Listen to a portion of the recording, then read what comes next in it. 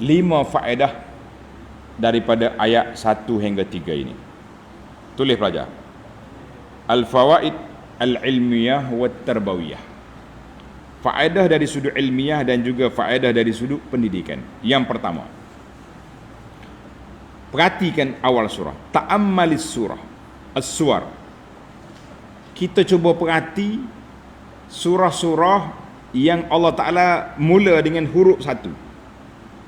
Berapa surah ada dalam Quran Allah Ta'ala mula dengan huruf 1?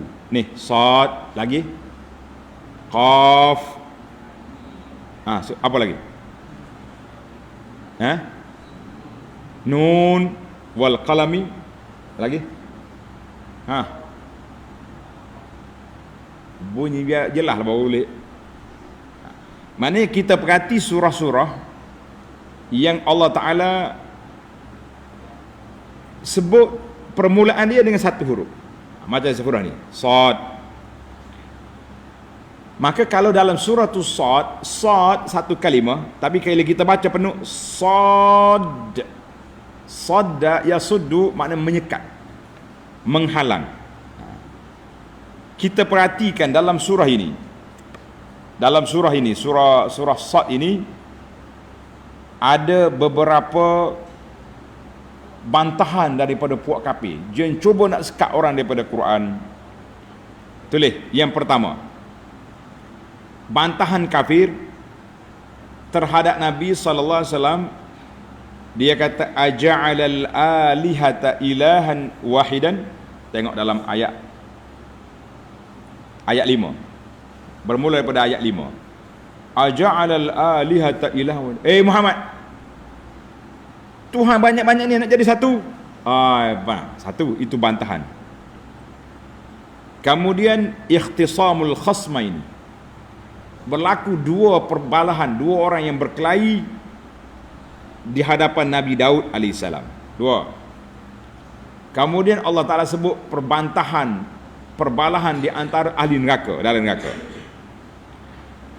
Kemudian ikhtisamul mala'il a'la fil ilmi, para malaikat juga ada perbincangan tentang ilmu sama-sama mereka. Kemudian mukhasamatu iblis, iblis lawan arahan Allah Ta'ala bila Tuhan suruh sujud pada Adam. Kemudian iblis sekali lagi berbantah, lawan tentang bagaimana mereka nak binasakan anak Adam. Mereka bersumpah, la ughwiyannahum ajma'in, aku akan binasakan seluruhnya anak Adam. Maka falyata'ammal labib al-fatinu, orang yang cerdik, orang yang bijak boleh perhatikan suratul Sad. Banyak berlawan dalam surah ini dengan puak kafir. Itu di antara salah satu daripadanya. Baik, yang kedua, faedah yang kedua, balil ladzina kafaru fi 'izzatin wa shiqaq. Bahkan mereka yang kafir itu bersifat sombong angkuh dan suka menentang kebenaran. Puak kafir la yaskutun, mereka tidak diam. Bukan kata dia kafir dia diam, la. Kafir angkat kepala, lawan, engkar, sombong, dan mereka cuba untuk menyekat orang lain daripada agama Allah. Li'annahum fi syiqaqin daim. Fi syiqaq, syiqaq ni maknanya menentang, lawan semua, lawan tetap lawan, kata orang sekarang ni. Jadi kafir kerja dia lawan. Satu. Jadi dia lawan dengan apa? Tulis tanda poin yang kedua, lawan ma'al haqqi daiman. Puak-puak kafir berlawan dengan yang benar, sentiasa lawan dengan benar. Sama ada dia berlawan dengan Allah, arahan Allah, dia lawan dengan Rasul, dia lawan dengan pengikut Rasul, dia berlawan dengan orang-orang yang beriman sampai ke hari kiamat. Lawan tetap lawan. Maka ayat ini mengajar kepada kita jangan cuba-cuba berani menolak kebenaran. Sebab apa? Orang yang tolak kebenaran itulah puak-puak kakrah kepala, puak kafir nama dia, puak-puak kafir. Baik. Berapa dah kita? Kita berpergi kepada yang ketiga. Yang ketiga, kam ahlakna min qablihim min qarnin. Kam ahlakna min qablihim min qarnin.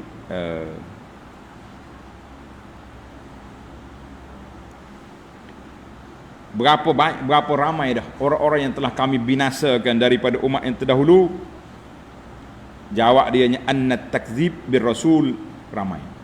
Kumpulan yang mendusta ajaran Nabi, ramai. Daripada dulu lagi sampai ke hari kiamat ni ramai. Maka sebab-sebab kebinasaan orang dulu, apa sebab dia? Apa sebab dia? Sebab takzib, mendustakan ayat-ayat Allah. Walaupun dia ramai, Allah binasakan. Tulis kita pelajar, ramai tak semesti betul. Ramai bukan tanda kebenaran. Nah, kita ni tak, kita kata kalau orang ramai kita ni, kalau orang ni bercakap ramai orang dengar, oh tu hebat tu. Tak semesti. Mungkin dia kaki kelentung, dia pandai bercakap, orang dengar. Orang jual ubat apa orang dengar tak? Penuh di pasar pagi, pakat duk likur orang jual ubat, boleh je. Kita kata itu di antara perkara yang kita kena ambil perhatian. Baiklah, berapa dah kita? Tiga. Yang keempat,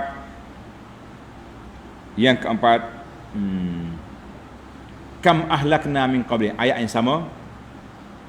Ayat ini tahzir, memberi amaran keras.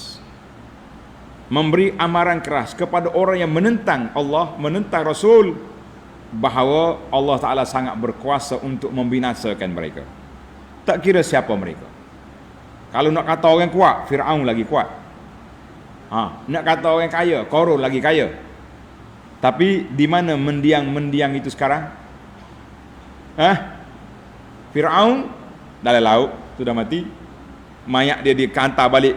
Fir'aun sekarang ni, mayat dia menjadi tontonan. Seluruh dunia orang buat melawat tengok Fir'aun. Negeri kita pun ada pameran Fir'aun. Sepatut orang pergi menangis tengok. Inilah contoh ikon makhluk jahat yang derhaka kepada Allah. Pakat pergi ambil gambar selfie, sengih-sengih suka dekat Fir'aun. Apa cerita kita ni? Dah.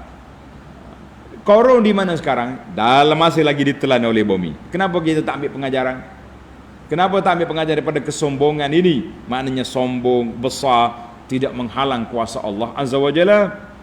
Dan yang terakhir, Allah sebut fanadaw wala tahina manas.